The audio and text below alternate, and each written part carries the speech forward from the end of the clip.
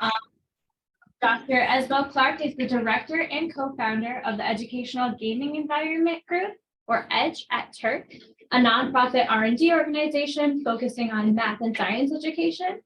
The team studies how games and other innovative learning tools can support and measure STEM learning from a neurodiverse audience.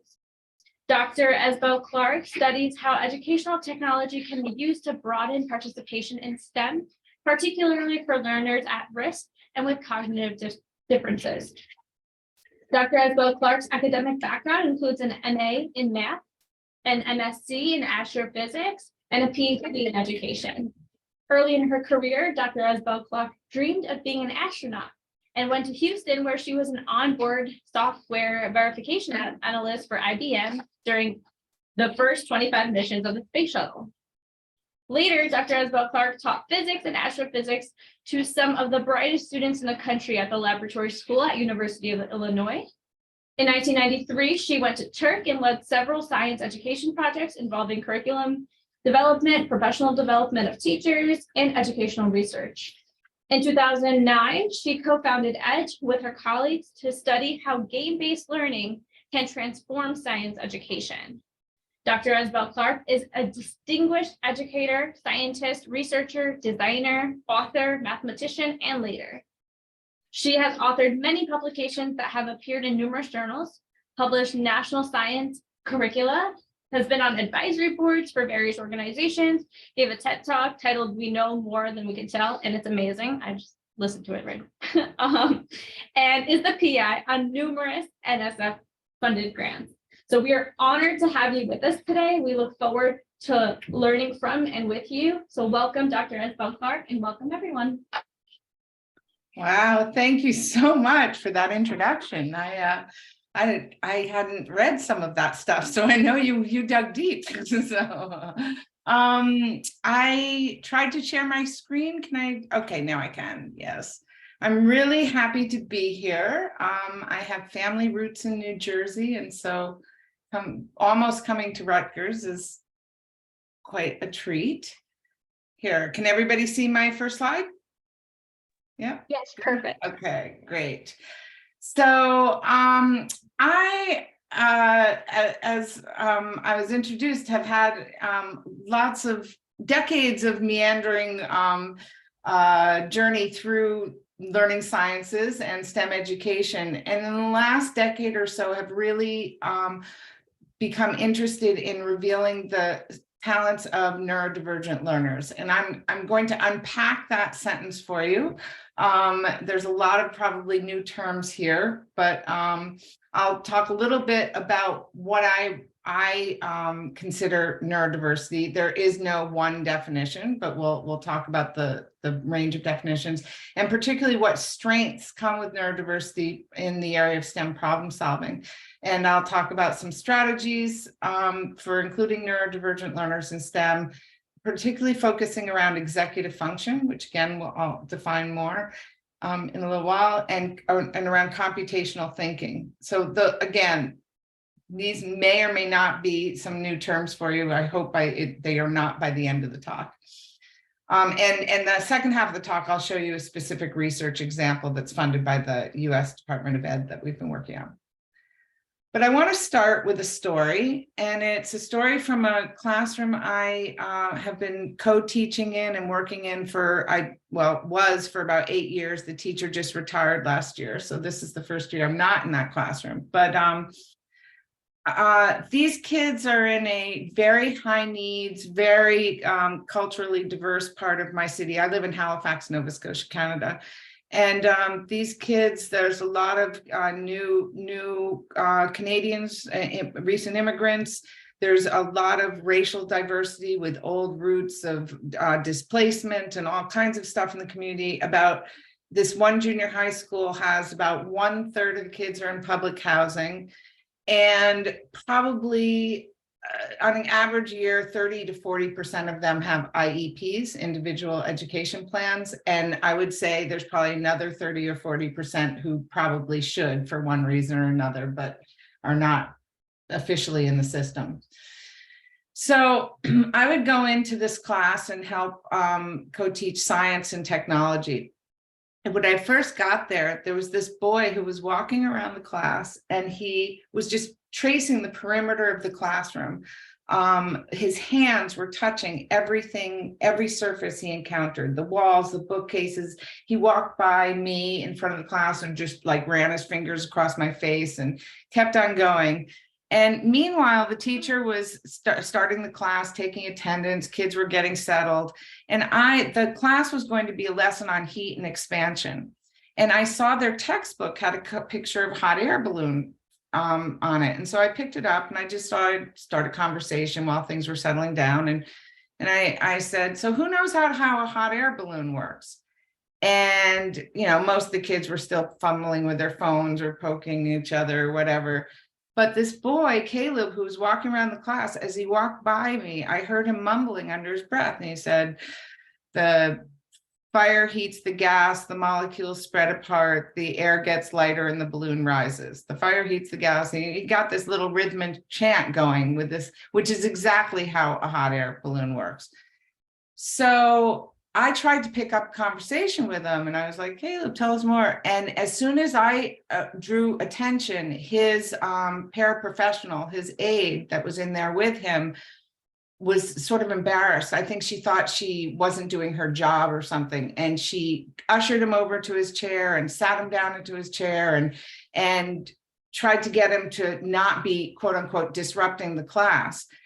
And he, of course, got upset and didn't want to sit in the chair, got into a whole little meltdown, had to be calmed with a book and some pens and drawing pictures.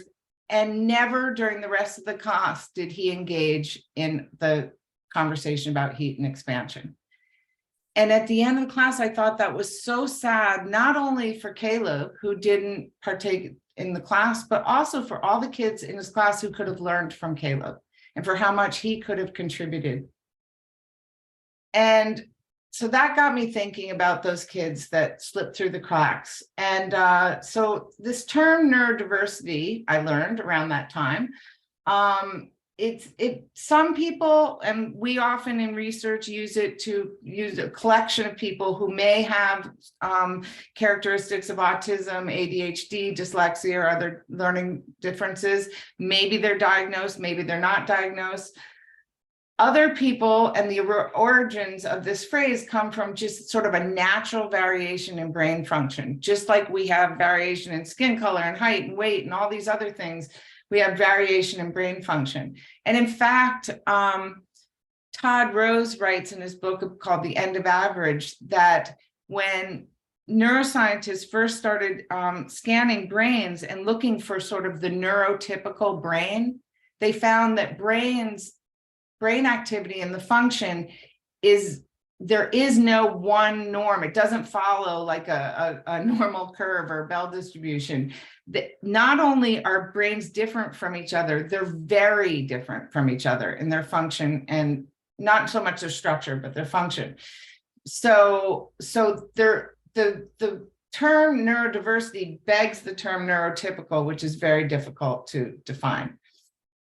But with all that vagueness about the term neurodiversity, I'm going to go ahead and throw it around and talk about research strengths that have come out from the research in typically looking at people with autism, people with ADHD and dyslexia, and particularly autistic people have been shown to often have very high levels of detailed pattern recognition measured by things like Raven progressive matrices or some of the abstract pattern recognition tasks, and also systematic thinking. Simon Baron-Cohen writes about the systematizing brain. This research is controversial because he also compares that to almost saying non-empathetic brain, which has been shown probably not to be true, but the systematizing brain looks at causal relationships and conditional if then else relationships, and that's been shown to be a great strength among many autistics. I'm going to skip over to creativity and spatial reasoning and connecting ideas. These are all shown in the research as possible strains associated with both ADHD and dyslexia. And there's actually, when there's some evidence in the neuroscience of looking at the differences in the structures, what they're called mini columns that are along the neural pathways. And there's some evidence that autistic brains may have very dense and close together columns and connect regions that are close together, and that the ADHD and dyslexic brains may have neural pathways that are more spread apart and reach in farther connections across the brain. Again, A, this is pretty new. B, I'm not a neuroscientist, so I'm probably glossing over a lot of the details in that. But these differences can explain possibly some of this sort of fine-grained, detailed pattern recognition type thinking and this expansive, abstractive, connecting idea thinking. There's also a link between a lot of neurodivergence and persistence. And there's a couple of thoughts of this. There's the thought that some, particularly associated with autism, there's a singular focus sometimes, and within that singular focus, and a huge amount of attention and persistence. And also there's the thought that just by having to overcome many of the struggles and barriers that are presented to people with neurodivergence because the environments are not made for them, there's a learned persistence with that as well. So when we think about STEM education and STEM problem solving, we can think about these strengths on the left and the types of applications that those might be interested in. And what we find is that we're not the only ones thinking about these. SAP and EY, which used to be Ernst Young, and Microsoft, they're all huge global STEM companies that have hiring programs, particularly for neurodivergent employees, because they're looking for pattern recognizers and abstract thinkers and systematic thinkers. And this started early in the 2000s by Scandinavia, I think Sweden, I might be getting that wrong, but a company called Specialistern started because they were looking for quality assurance and debugging of software. And so they wanted people who, I think those of you who saw the TED Talk will recognize this, people who were like compelled to look at every single use case and actually couldn't, sit still unless they had completed every last task. And they found that had a great overlap with people with autism. So they started the hiring program with that focus, but then found many of these companies found that when they broadened their neurodivergent recruitment, they got problem solvers who also were these abstract thinkers and the creative force. And I interviewed a bunch of, I have a book coming out on this topic, and I interviewed a bunch of the diversity hiring program leads in these companies. And then I asked, why are you doing this? What's the motivation behind this? And I really expected to hear a little of sort of the do-gooder, or the CEO's nephew had autism or something like that. And I didn't get that at all. Every single one of them said it's because of the talent. It's because of the talent. And they all use the expression, it's our competitive advantage. So that fascinated me. I'm going to tell you one more story that again, through this book that I've written, I was able to interview Sarah Seeger. I don't know if any of you know, I'm an astrophysicist, and she's sort of a rock star in my field. She's a MacArthur Genius Fellow, and she's run a bunch of NASA programs, including she's done a bunch of stuff on the recent James Webb Telescope because she's a scientist who searches for extraterrestrial life. And she even has an equation named after the Seeger equation. Well, as an adult, she self-diagnosed and then was diagnosed with autism and other forms of neurodivergence. And I interviewed her. It was the best interview. It was done in 30 minutes. She gave me everything I wanted to do. It's needed. She was like right point blank, told me everything about herself in 30 minutes. And one thing I asked her is, would you, oh, well, first of all, she explained that she loves her brain the way it is because she can see ideas and then see other ideas, and those connections just come to her. And if she could live in that world all the time, she thinks that she would, that is the credit to her success, is because of that ability to do that when she lives in that world. It's a distraction when she has to deal with things like small talk and collaborators and, you know, figuring out how to slow down to explain this all to students. That's a hard thing for her. But to do that problem solving, that's where she lives. And I asked her if she would change anything about her brain. She said, absolutely not. My brain is my superpower. What she would change is how other people see her and the stigmatization that she did not necessarily feel, but that she sees around her. So the people that I talked to,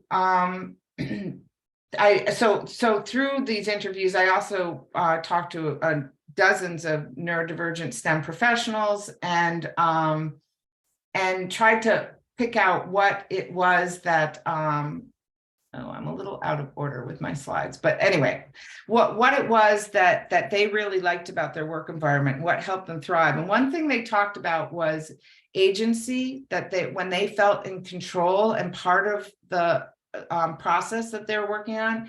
And a big one was autonomy of thought.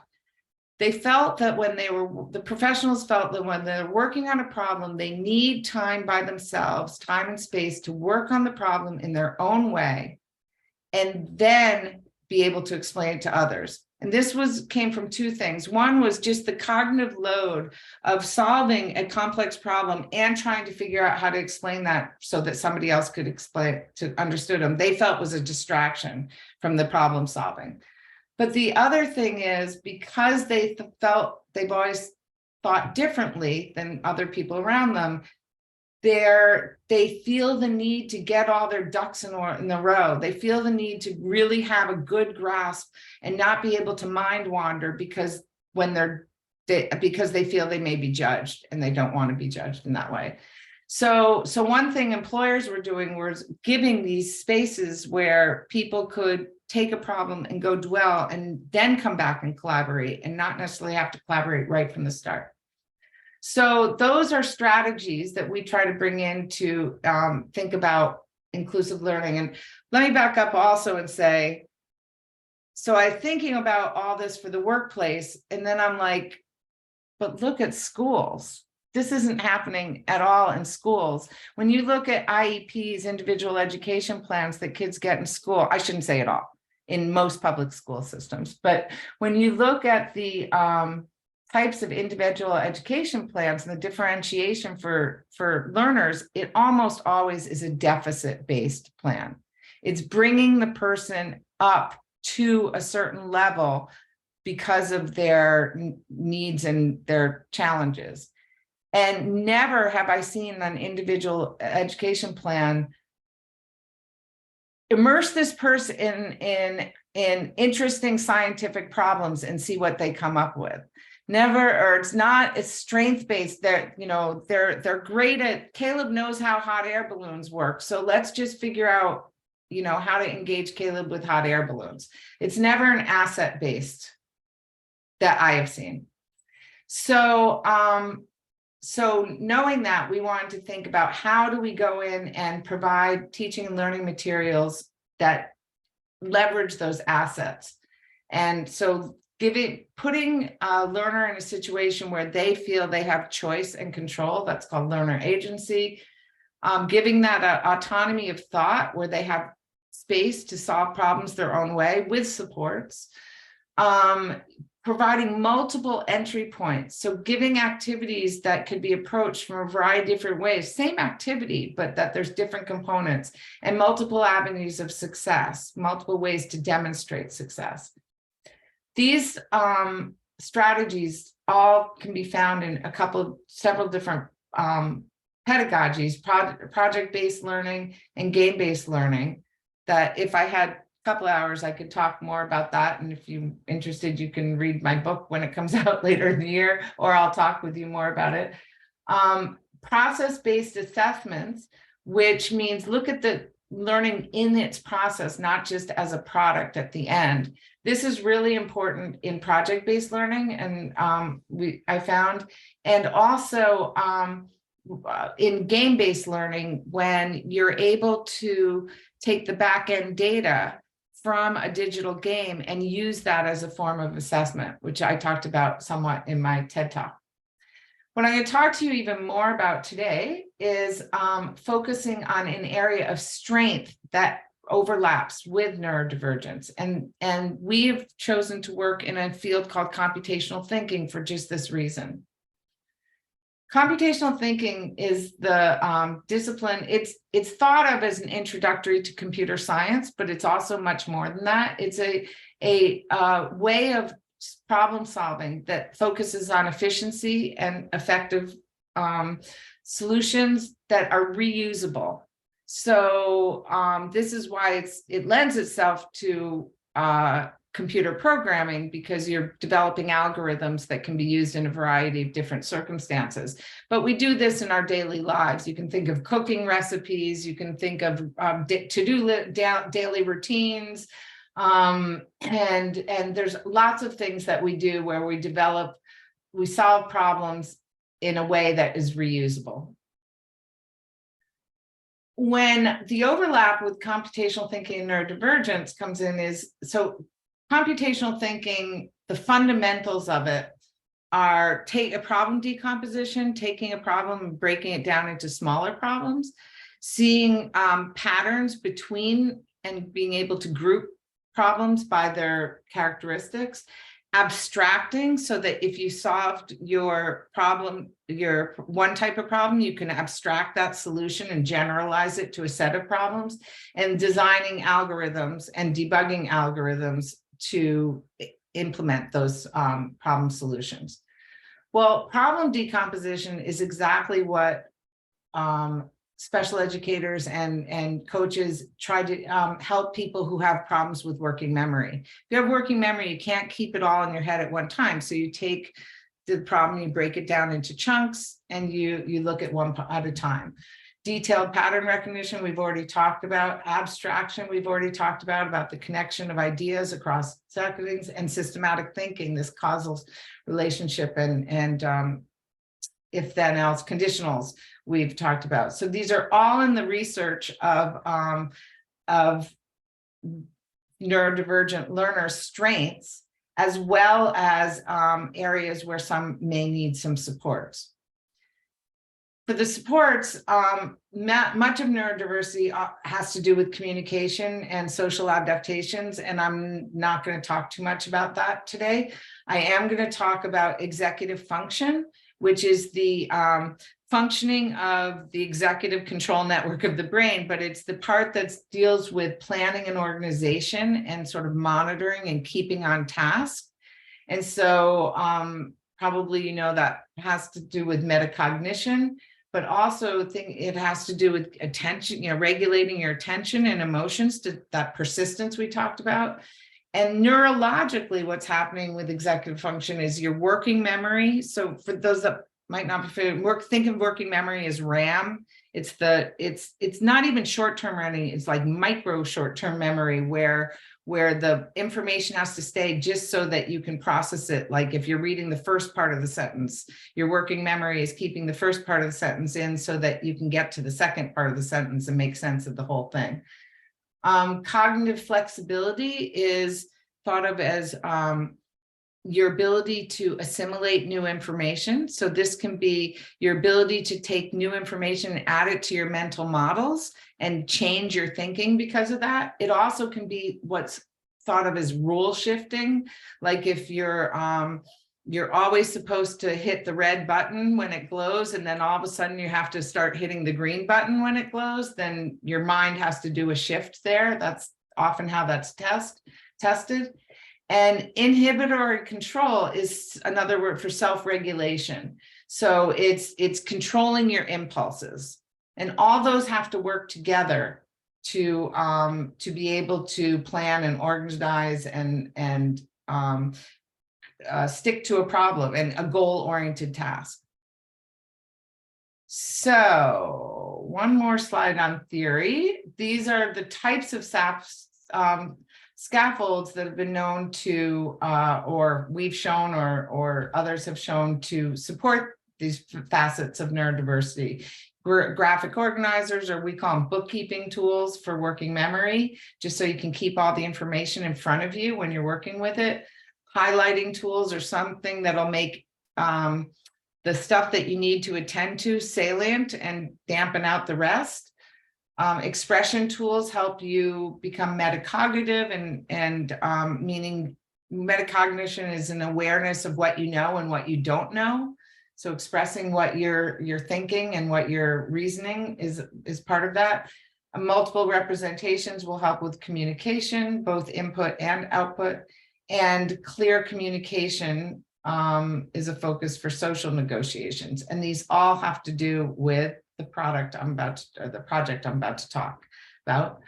But I first want to stop and see if anybody has any questions on sort of on neurodivergence in STEM. I can't really see, so I'm going to need somebody to facilitate that for me.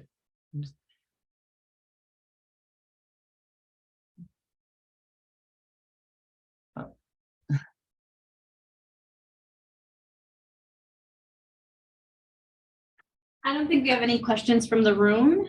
Is there any? Okay. And I don't think the chat has any questions either online. Okay. All right, then I'll keep going. Are there any terms anybody is unfamiliar with at this point that you want me to clarify? I think we're all good. Okay. All right.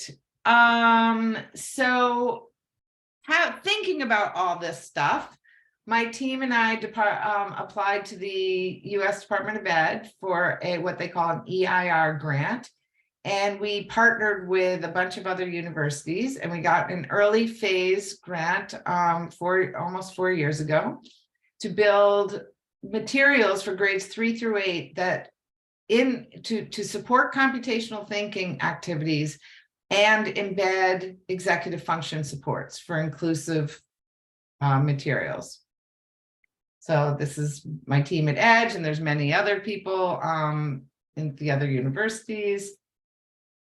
And I talked about this a little bit before, but this is how the computational thinking practices, what each of them mean, and how they overlap to the executive function needs and strengths, talents.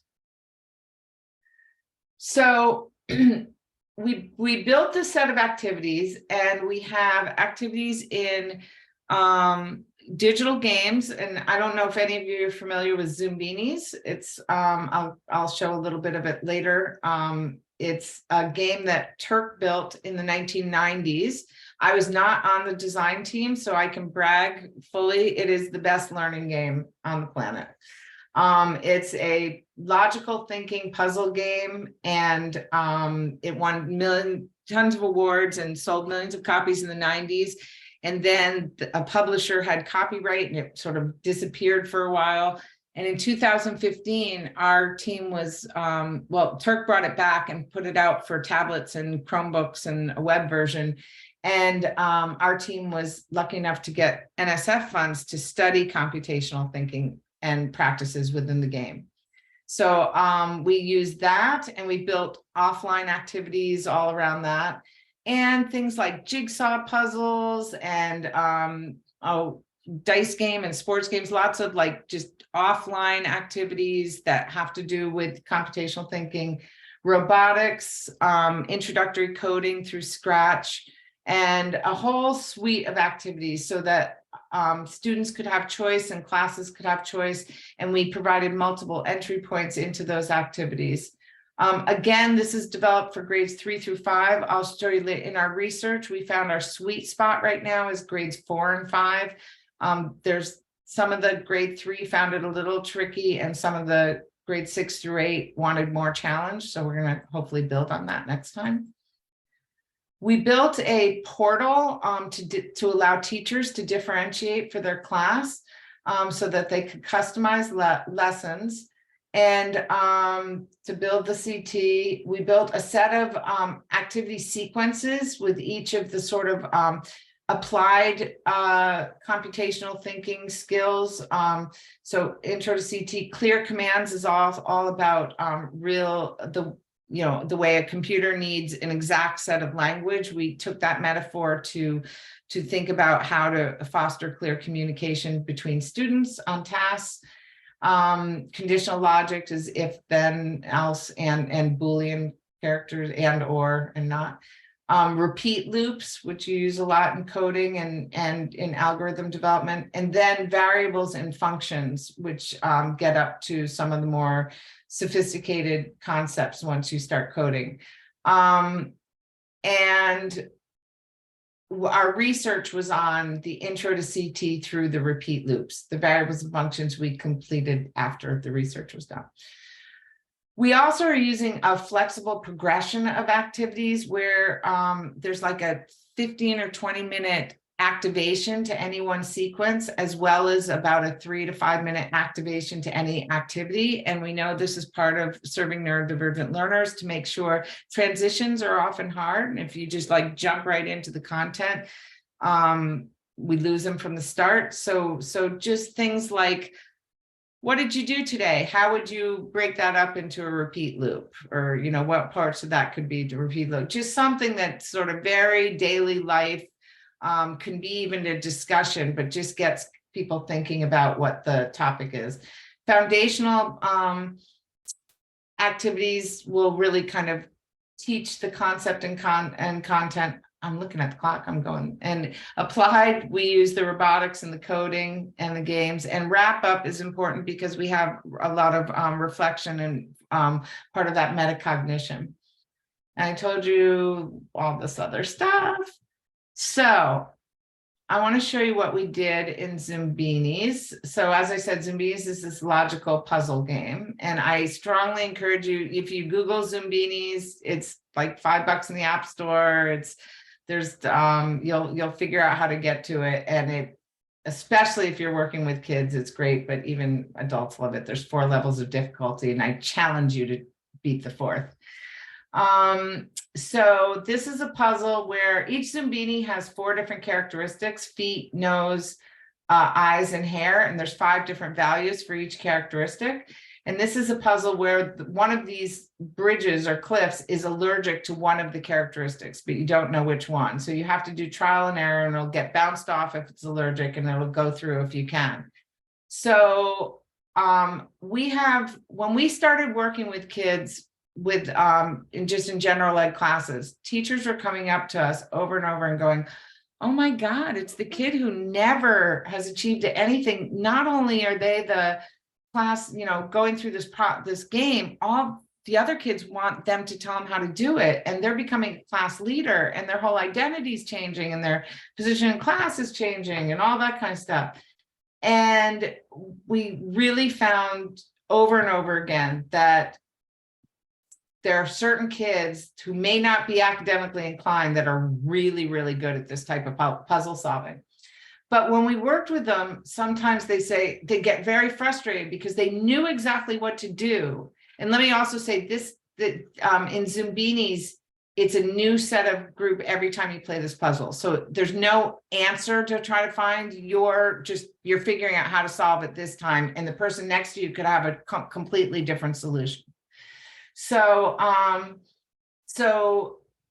kids were saying, I know how to do it, but I'm losing track of how many, like, I want to figure out how many have the little propeller feet, but I knew it was propeller feet, but I lost track of one. So we gave them a highlighting tool where they could click on propeller feet and it would just make them glow. Has nothing to do with helping them solve the problem. It just helps them keep track of how many ones there are with propeller feet.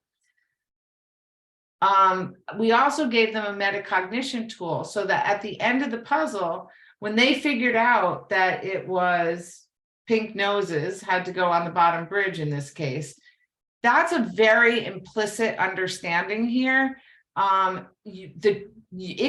It's very hard when we're coding the video for us to even know what the kids are thinking. And they definitely have a hard time explaining that to somebody else, what they were thinking.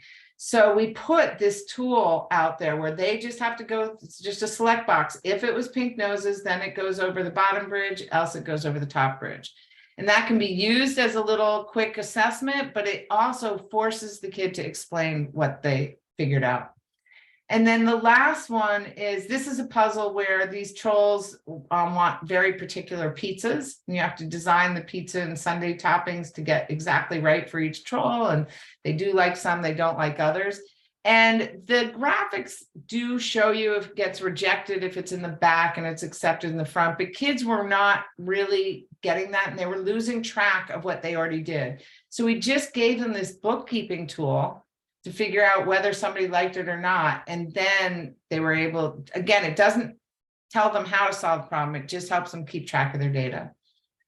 We also found that what we called get up and go activities, we had a lot of offline activities and a lot of act out what you're about to do with robotics. Like if you're gonna code something for a robot, code your classmate first. In this case, the middle picture, this was during lockdown, and so the kids up here they weren't allowed to leave their desk, but the teacher could wander around. So the kids gave the set of instructions for the teacher to move around the class, and she followed it, and they ended up instructing her to walk out the door, close the door behind her, and leave them all alone. But they definitely understood what they were doing kinesthetically and physically before they got to coding the robot. And as I said, we use jigsaw puzzles for sorting algorithms and strategies, and lots of pen and paper instantiations of games and get up and go games. And teachers thought that was a really important factor with impact, because there isn't a lot of that in CT, and the kids are kind of stuck at the computer a lot of the time. Other strategies we used for neurodivergence, to support neurodivergence in the classroom, was set up for success. These were like multiple entry points and different ways the teacher could approach it. The teachers really liked these vocabulary cards that they used alongside. The kids who needed them just always had a deck of the cards that could explain what any of the terms we were using. And we had I can statements on every activity to support the metacognition of what it was, what skills they actually were building.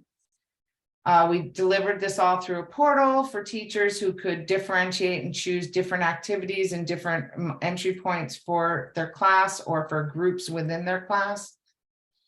And we also created some digital assessments. For one problem, computational thinking, being pretty new, doesn't have any standardized assessments. There are some coming out that are pretty well tested and starting to become validated, but they're extremely text-based and extremely complicated scenarios that would exclude or be a very heavy barrier for many of the learners we work with. So we developed our own digital assessments with very little text and just interactives. We have not done validation studies on that. We have grants proposals pending to do that right now. So we ran, in fact, last 2 years ago, 2021, and we had a treatment group use the materials for 10 weeks, and we had a control group that was just using other CT materials. We couldn't standardize that very well because CT's still pretty young. But we did use representative samples. This was a Department of Ed study, which is extremely rigorous. It had to be pre-registered with the What Works Clearinghouse, and much more strict than NSF is with their research. And as measures, we used pre-post tests that we had used before for CT that are they're moderately valid, and they're non-textual, so they're good for neurodivergent learners, but they're not standardized tests. And we also used executive function screeners, which are from, ACE, which are modeled after National Institute of Health toolkit screeners for working memory, cognitive flexibility, and attention we measured. So what we found is that, well, we didn't have a representative sample for middle school, so we kept it down to in between our control and our comparison. So we stuck to grades 3 through 5 and had 659 of those students go through. And the students who used IMFACT were significantly, had significant improvement as compared to the control classes. Because this was COVID, it was undersampled. We had 12 teachers in each in control and comparison, and this number of students, but it's still, we need to do more replication to make sure we could reproduce these results. We also disaggregated the data by those EF screeners, looking at how they performed on working memory and attention and cognitive flexibility tests. And when we broke out the lower half of those, the scores, when we looked, the IMFACT went from below half on CT up to about 75% CT score, where the comparison group actually did not. That was, I think that's within the margin of error. They basically stayed flat, but the IMFACT group had significant gains for the neurodivergent learners. There's a little wonkiness in the upper EF quartiles, where both the control and the IMFACT group actually degraded in CT. So we're not really sure what's going on there, but we are interested in these lower EF scores.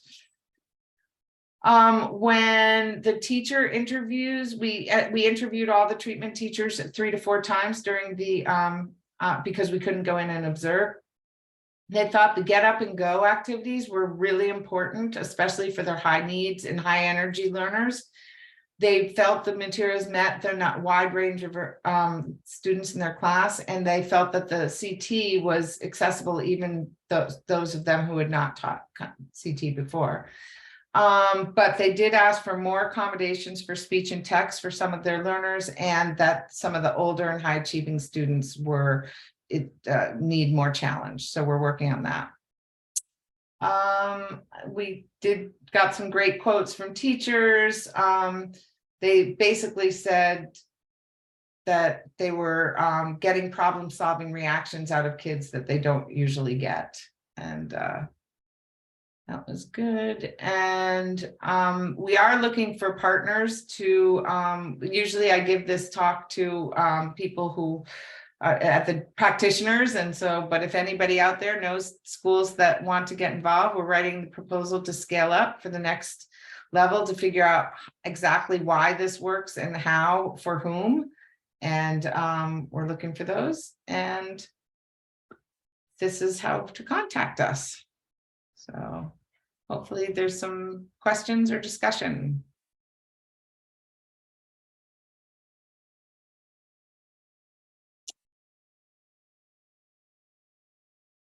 I actually have a question. Yeah, go for it. How are you? Can you hear me? Yes, I can. Thanks.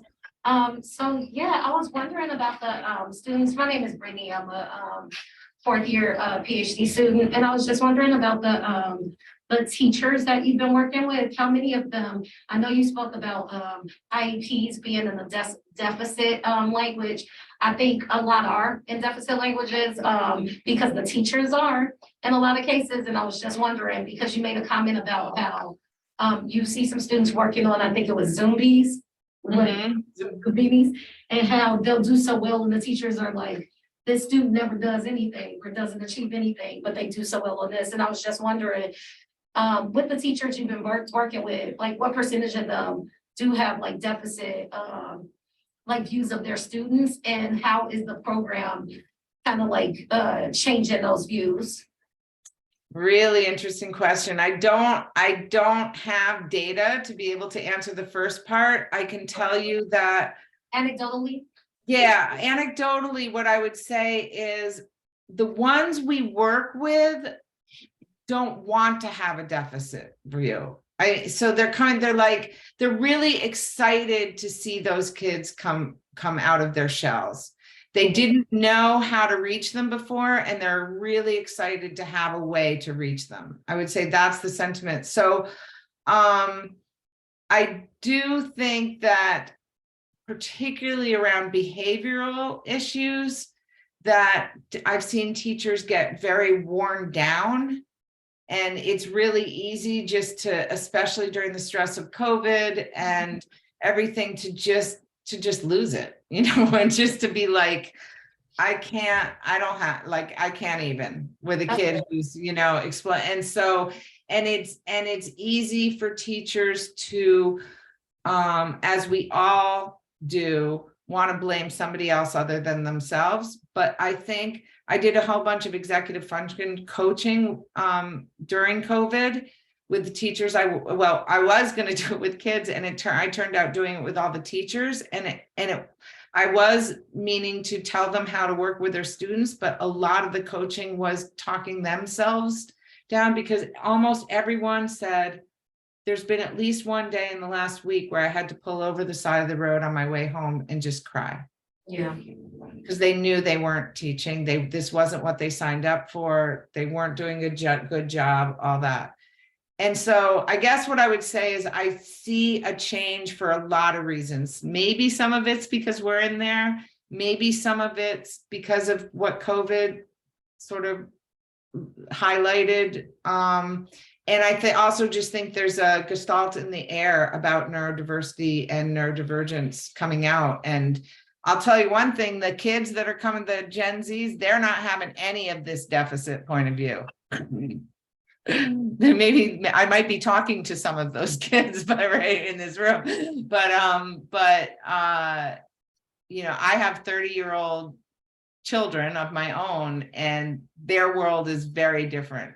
They are all about their neurodivergence and their differences. So that's a good sign. Thank you. We have another question in the room, and then we can move to the online questions, but go ahead, Aaron. Hi, as someone who grew up gaming and never identified as neurodivergent until more recently, I'm curious what your concerns are about like the potential risks of using gamification in neurodivergent communities in particular. I think there's a lot of value to gamification, but also potential, we've seen a lot of potential for risks if it's not done well. I'm curious if you think there are specific ones for neurodivergent people. So I'm not an expert on that. But what I will say is, when we started Edge, we said, we don't want to make more gamers. We want to make gaming productive. So I would never advocate for creating more, encouraging people to play games more. Not because they're bad, just because I don't want to indoctrinate somebody into a modality that is not necessarily, it's really great for those for whom it's great. Having said that, I think the intersection between neurodivergence and mental health is real. And I think the intersection between mental health, particularly depression, and withdrawal, retreat, is real. And games may be that may be a slippery slope or dangerous recipe with video games. I will say that. So I don't think it's the games, but anything that puts you in a world where you're isolating yourself when you have vulnerabilities towards that would be a concern of mine. Does that make sense? Yeah, totally. So do you feel like there isn't like a particular risk in terms of external motivations dominating in that kind of space, or becoming a little too sort of operant conditioning? I'm trying to balance. I don't necessarily think games in and of themselves are addictive or dangerous, but I think any behavior that consumes someone to the detriment of their productivity or what they want to be doing with their lives elsewhere is dangerous. And I admit that games can be that for some people. Okay, great, thanks. And then there's the whole violence aspect, and that's a whole nother question, but I don't think that's what you were asking about. No, it's a whole separate thing, yeah. Right. Unless you're showing them violent games, in which case that's a fun conversation. Well, there is, I mean, I guess there's probably some connection about the ability to distinguish between reality and, immersiveness and some forms of neurodivergence. I wouldn't say that's a big one though. But anyway, I really don't know what I'm talking about there, so I should probably shut up. We do have a question online. Musa, would you like to unmute yourself and ask your question? Or I could read it as well. I could read the question. Yes, okay. Perfect. So for question 1 from Musa, it says, I like describing like the dyslexia as learning differences, not learning disabilities. Do you think it is good to avoid saying disabilities and describing these differences? Is it more inclusive? I'll just say yes. And a woman named Susan Fletcher Watson writes a lot about how terms like disorder and disability are pathologizing and how that comes from a medical interpretation and not necessarily a psychological or educational interpretation. So I would encourage you to read more about that.